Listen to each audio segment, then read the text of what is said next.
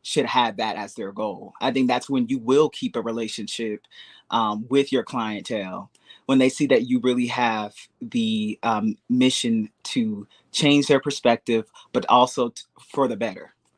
So let's talk about where you are right now. You are the heir to the Chad Cooper Company on Broadway, the only Black production company on Broadway in Manhattan.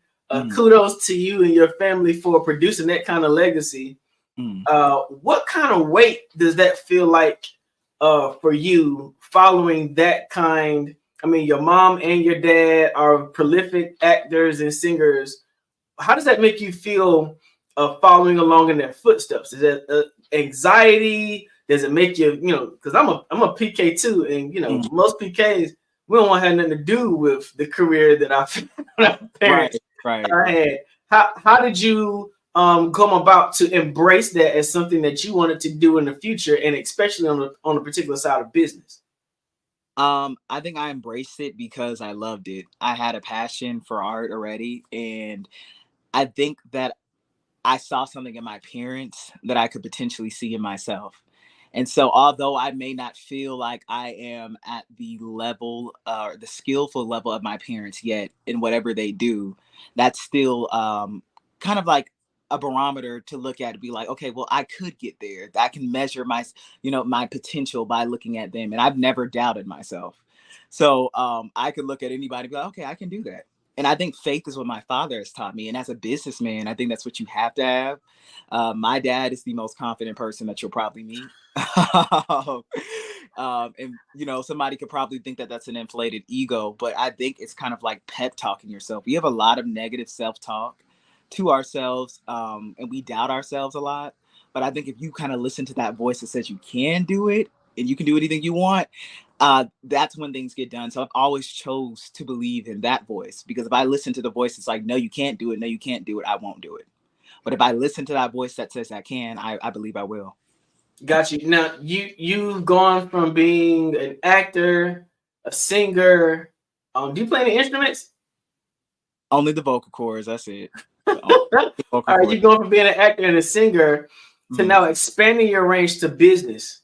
In a business world like today, it's very important that you learn to be diversified, so that in what we call economic winters, you can find yourself shifting and adjusting to do something different. What does it mean to you to be that kind of diverse? Some people will only choose to be focused on singing. Some people will only choose to focus on acting, but you're focused on singing, acting, and then the business of entertainment. What is it about diversification that draws you to take that path? I think I'm attracted to diversification because it creates opportunities for everyone. And it also creates more opportunities for yourself. I don't like being put in a box. I always say, you can't put me in a box. I live in a mansion. I have multiple rooms. There's multiple things multiple places I can be at once. So I think diversification, it helps you as a businessman because you're not put into one thing, and you're able to continually expand and innovate when you are diverse. I think it stops when you become stagnant and you say, oh no, this is all I can do. I believe that God has given us many gifts and many skills. And that's another thing I was taught by my father. He's never been put in one box. So I choose to not put myself in a box as well. So I think that's what I like about diversification, is that it creates opportunities for you, but for others as well.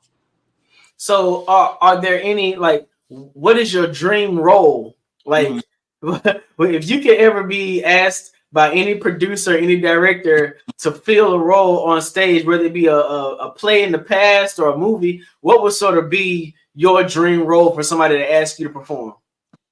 A dream role? Ooh, whatever one I'm going to write. whatever one I'm going to write, it's going to win me an Oscar. That's the dream role. And I'm glad you said that too, because we did a iteration of Justice on Trial in Descendants. Yes, and I remember your dad saying that you wrote a large amount of the script. Can you talk about what that opportunity was like? I mean, as young as you are, having an opportunity to write a portion of a script for a stage play, that's a major milestone. What was that like for you? Well, for me at first it seemed laborious because I've not opened up. I have a lot of health issues that can sometimes impact me, especially when it can come down to some of my cognitive abilities when I want to get things done. So I was very frustrated because if you know anything about my dad, he's very impromptu. He will actually do something like, I just got asked to do this interview like 30 minutes ago. So I would have been better, dressed for this occasion. But he asked me to do it in a week prior. And so when it comes down to me as a creative, I like to take my time to just meditate on what is the big picture of what I'm trying to say. Where can I find the humanity in my art that everybody can connect to, whether you're black, white, or whatever. And I think as a business owner, that's the type of mentality that you should have as well. Because that's how it can be attractive to everybody. Where's the humanity in my business? How's this going to serve everyone? So I think that's really how I write. And I told you about that, I think, when I spoke to you about my music before. I like to tug on the heart a lot in a more so emotional side of things, because I am a cathartic person. But being able to do that and write this show was a fun experience for me. And it definitely boosted my confidence a lot for the time that I was in.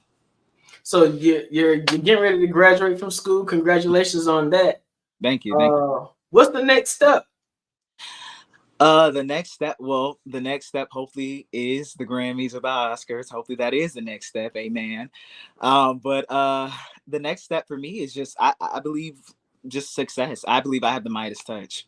Anything I touch will turn to gold. So whatever it is that God has for me, but I would just like to be impactful in this world. And through my art and through me as just a person, how can I be an impactful person, even through business? So that's the next step for me. That's amazing. Are you looking at getting a master's in fine arts or anything like that to further your education? So the goal right now is probably to just go to law school. That's kind of like the goal for me, because I do still want to have a license to practice law. That's still a passion of mine. So I will continue to get an education as long as I have the money to. So in terms of law, is there a particular area? Are you looking at entertainment law? Yes, entertainment law. I've been law. told that every family needs a good lawyer somewhere. So Right. What kind of law are you looking at doing, and what inspired you to take that path? Entertainment law, because of the field of work that my parents are in and that I am in. I just believe that artists should know their rights. I am an artist advocate. I believe that you should know your rights. I believe that you should not be making less money than people who are not creating the art. And if you can find a way to independently make money, I suggest you do that. And that just goes for business as well. The same rules apply even in business, corporate versus, just being a regular entrepreneur. I just believe that people should be able to be independently financially successful in their businesses. So, one of the responsibilities of parents, especially when we have children who are following in our footsteps and our legacies, is to set them up in a path and a trajectory for success.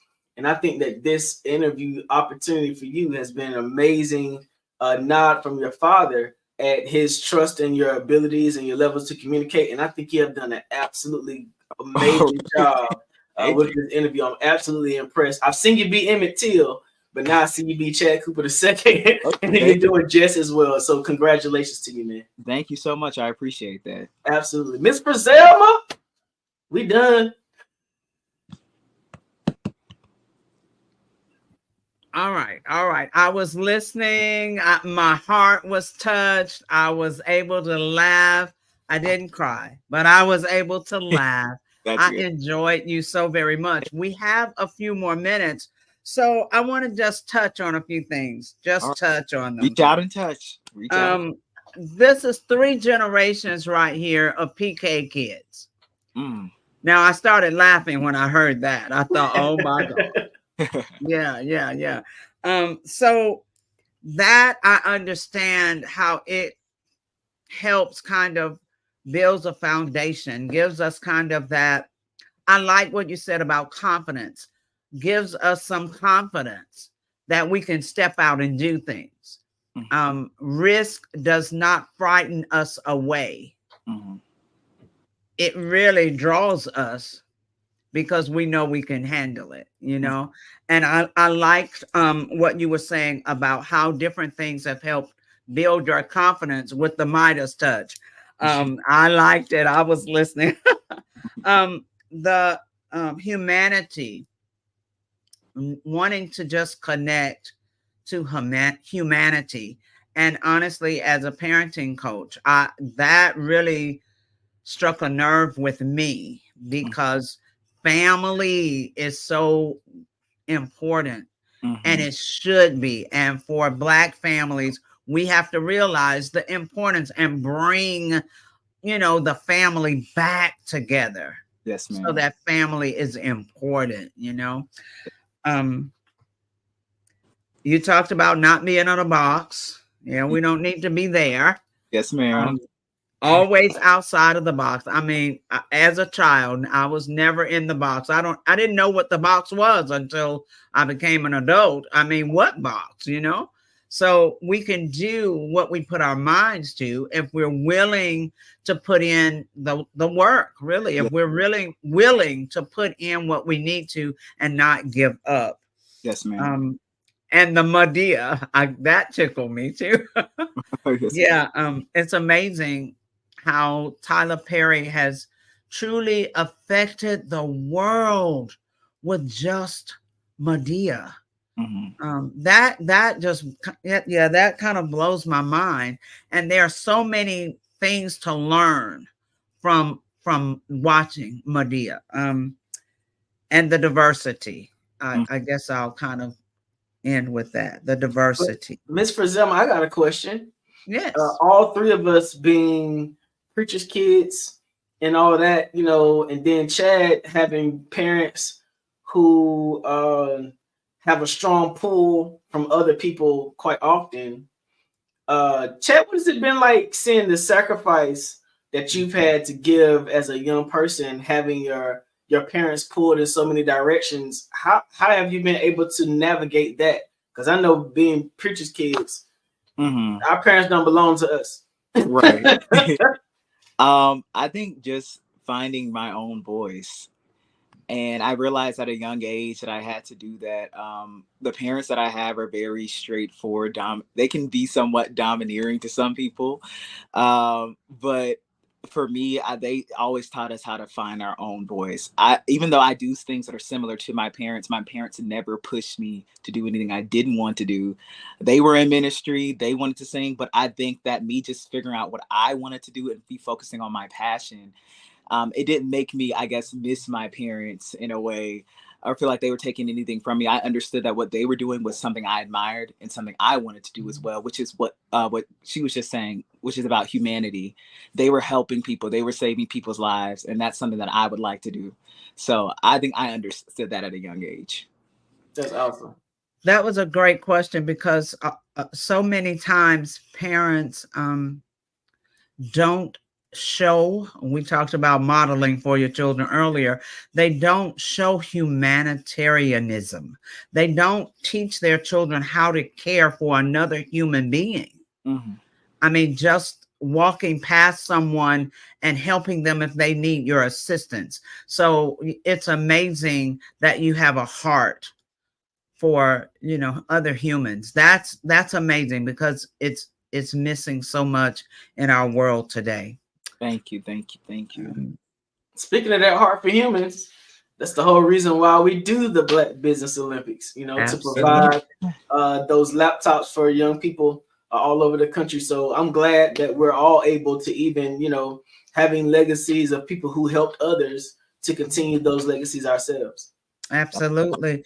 And how would you like for people to contact you, or you know, just get in touch with you for whether it's jobs or whatever the case may be, that Grammy coming up or whatever it might be? How would they contact you? You want to speak it?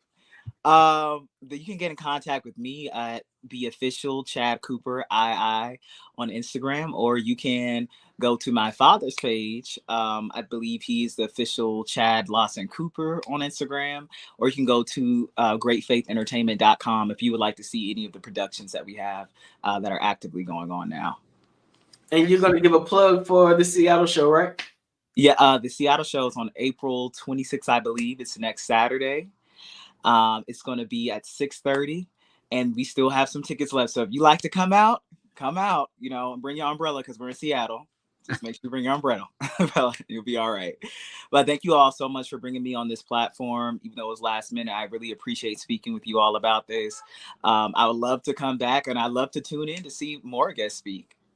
Absolutely. All right. You've been an excellent guest. So thank you so very much for, talking from your heart, and so many young people your age listening in and hearing that. So you've inspired people all over the world just this evening. All right. Thank you so much. Yes, sir. Mr. RJ, thank you. You were a great fireside chat host. And one more to go. All right. Genius is common, and I'll see you on the other side. Awesome. Thank you. The Black Business Expo's mission is to raise funds for high school seniors going to college or K-12 entrepreneurs. This expo is a fundraiser for students. You may go to www.blackbusinessexpousa.com to donate to the scholarship fund, or use the Cash App that's on the screen below, $BBXUSA. Our goal is to give laptops and up to $5,000 to 10 students. Students can register online at www.blackbusinessexpousa.com. Every dollar counts. So we want to remind you to donate to the scholarship fund. We want to thank our amazing Black Business Expo USA sponsors for April 2024. NC100, Moody Capital Partners, Suede Soul, BDM Media, Lotus Richey Coaching and Training, Carolina, Virginia Minority Supplier Development Council, Step Management, Hello LLC, VHS and Associates, Margie McLean Foundation Incorporated, Genius is Common, Earth Essentials, Shawnee Global, Executive Women's Success Institute, The Quality Coaching Company, Superwoman Business Services, Creative Force Studios, Lee Entertainment, Artistic App Design, Black Business Expo USA.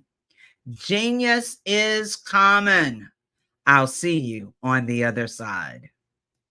The Black Business Expo's mission is to raise funds for high school seniors going to college or K-12 entrepreneurs. This expo is a fundraiser for students.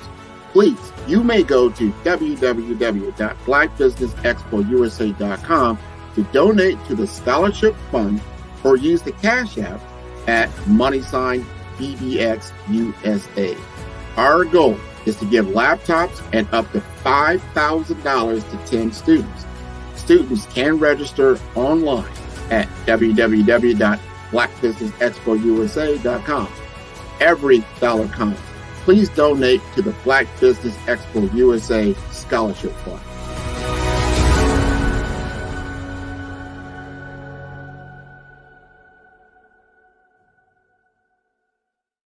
Follow the Brand TV broadcast host, Grant McGaw, as he visits with top executives and entrepreneurs to find out their secrets of success with their personal brand. Follow the Brand TV broadcast host as he focuses on brand development to build better relationships, bring value to your business, relationships, and career. You will enjoy listening to each episode that is tailored to speak to you directly. If you're looking for this type of clarity in terms of building your brand, you have tuned into the right station.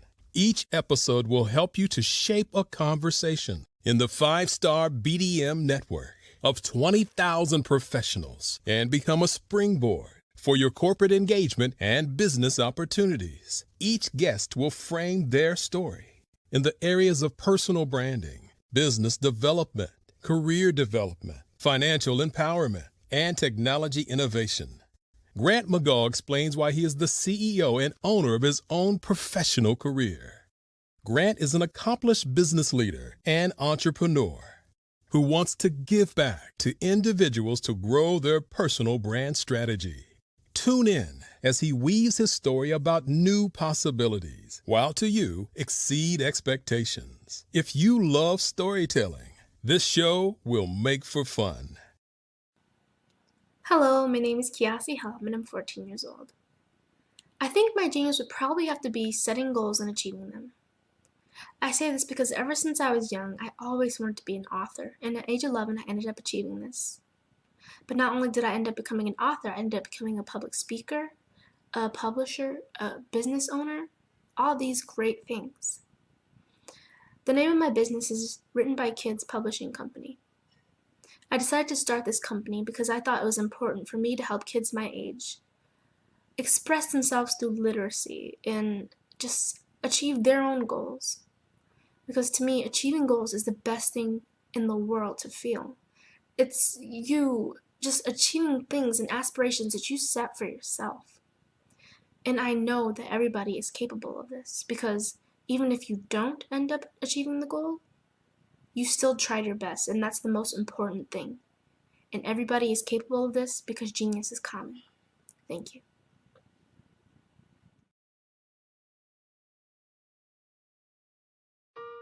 Hello, this is Israel, and I am CEO of Daydreams Interactive and author of Princess Planet. So, genius is common, and as a kid, I loved to daydream. Even as an adult, I loved to daydream. And when my daughter became 6 and loved princess characters, but we just could not find the diversity that showed her, we created our own characters. So, for instance, you have Princess Nulu right here. Princess Nulu is from Uganda, and her genius is that she loves to take care of animals. She can actually even listen and hear what they say. And then we have Princess Isabella right here. Princess Isabella, she's from Cuba, and her genius is biochemistry. One day she hopes to eliminate disease. Then we have Princess Nia right here, and Princess Nia is based off of my daughter, and she is what she wants to be, the greatest dancer alive. So that's her genius. So what's your genius? My genius is my imagination. Genius is common.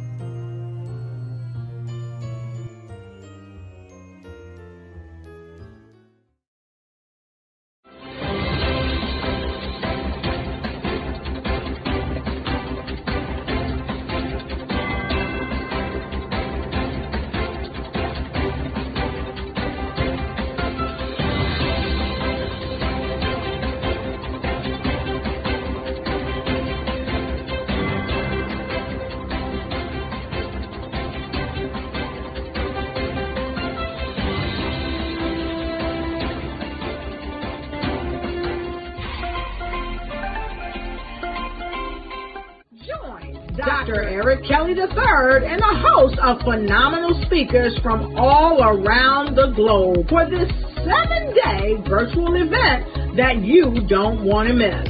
The mission of the Black Business Expo is to raise scholarship money from kids all the way from high school all the way from college. The Black Business Olympics is one of the largest Black business showcases in the world. It is an opportunity for businesses and companies to showcase their businesses globally. We are going to be giving away laptops up to $5,000 away to students.